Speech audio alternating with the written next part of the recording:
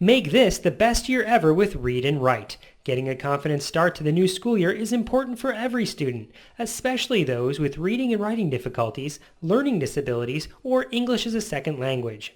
Whether on a PC, Mac, iPad, or mobile device, there's a Read and Write product to suit your needs. The Read and Write family of products can help your struggling reader or writer be more confident and more successful than ever.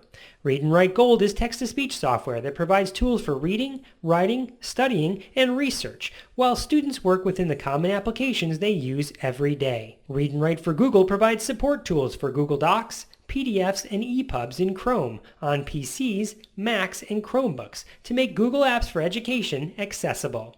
And I Read Write makes reading easier and ensures accurate writing as students use their iPad for school, work, or leisure. Give students the support they need wherever and whenever with Read and Write. Try it today. To learn more about how Read and Write can help your struggling students, visit texthelp.com or call 1-888-248-0652. Again, that number is 1-888-248-0652.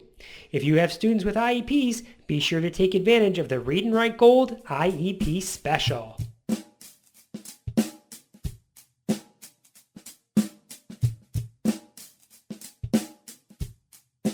Welcome to Season 8 of the A.T.TIPSCAST, where we explore how to provide more options to help all learners. I'm your host, Chris Bouguet. This is episode 134, recorded on October 17th, 2014.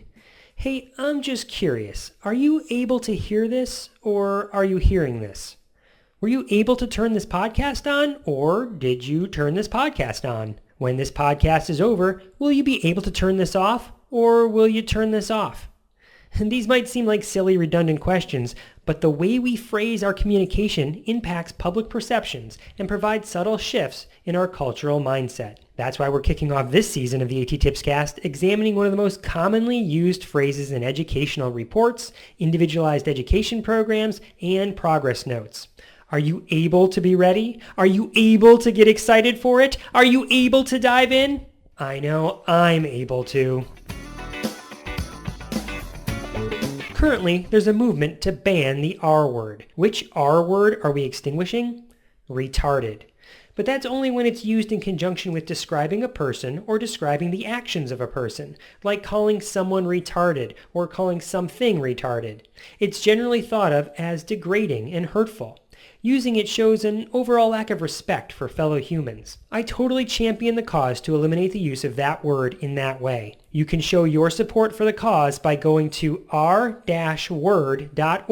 and taking the online pledge that reads, I pledge and support the elimination of the derogatory use of the R word from everyday speech and promote the acceptance and inclusion of people with intellectual disabilities.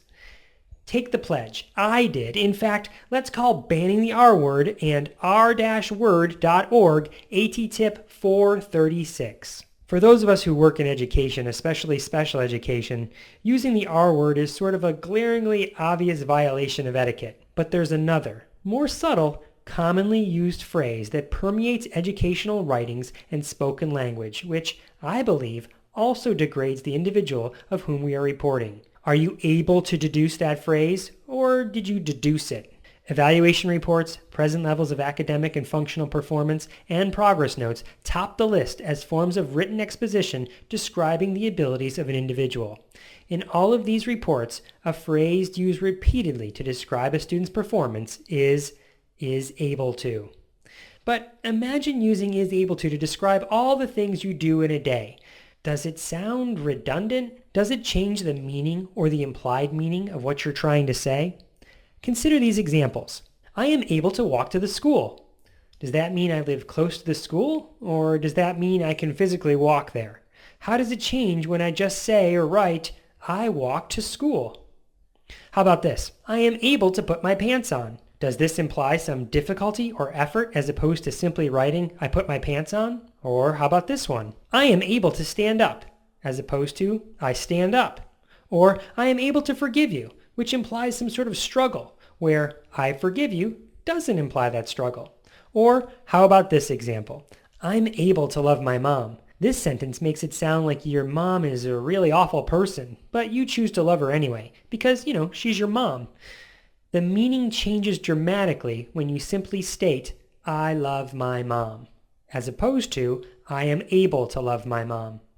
Able to is also used to communicate genuine surprise that an action could actually be accomplished because of the great effort involved. Saying, I ran a marathon implies a slightly different meaning than saying, I was able to run a marathon.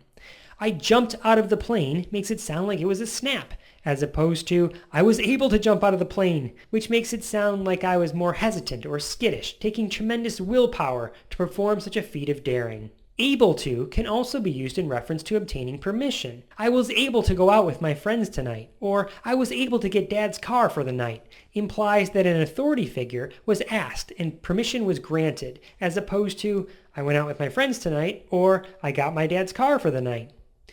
Here are some actual examples from reports, IEPs, and present levels, only the names have been changed. Tucker was able to activate the cell versus Tucker activated the cell. Maggie is able to write 5-paragraph essays versus Maggie writes 5-paragraph essays. And Melissa is able to say 10 words verbally versus Melissa says 10 words verbally. I hope you hear the difference. I know it's subtle, but there is a difference. Every time I read is able to in reference to describing a person's ability, it always sounds to me like the author is genuinely surprised that the person he or she is writing about is capable of doing the action in the sentence. It screams, I didn't expect that person was capable of doing that action, but he or she did it. Or it implies that some tremendous effort took place to accomplish the task. Instead of being surprised by achievement, performance, or accomplishment, we should expect it. We should always just assume that a student can do anything. We should presume that the student is competent of any task until he or she shows us otherwise. We call this presuming competence, and the language we use should reflect that mindset. I challenge you to critique your own use of the phrase able to. Consider crafting your sentences without it to eliminate the subtle implication of effort inherent to the phrase. Carefully consider the phrases you choose when writing about student abilities. Your words make a difference. They shape our culture and influence public perceptions. The onus falls on you. Are you able to do it?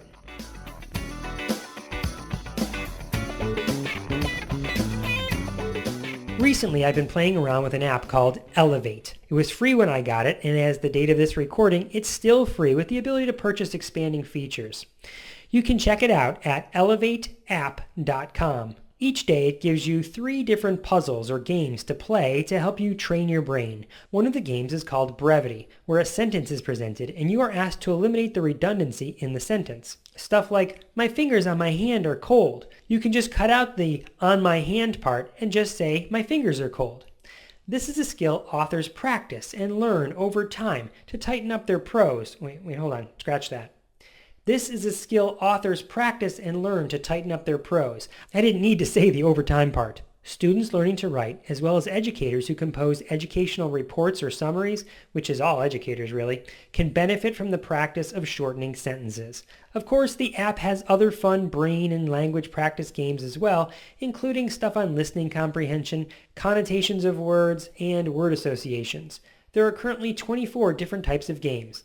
I'm calling Elevate AT-TIP number 437. Before I sign off, I'll let you know that there are a few bonus blog posts over at A.T.TIPSCAST.com, which I wrote between seasons. One is a presentation I put together on how to download and listen to a podcast, prompted by Carol Zangari from the Practical AAC blog. The other is my own ALS Ice Bucket Challenge video. I hope you check those out over at A.T.TIPSCAST.com. That's it for this episode of the A.T.TIPSCAST. If you'd like to catch up in person, I've listed out everywhere I'll be presenting on the blog over at A.T.TIPSCAST.com. Until next time, may all your interventions be able to be inclusive, and may all your strategies be able to be supportive. I'm so happy to be able to be back.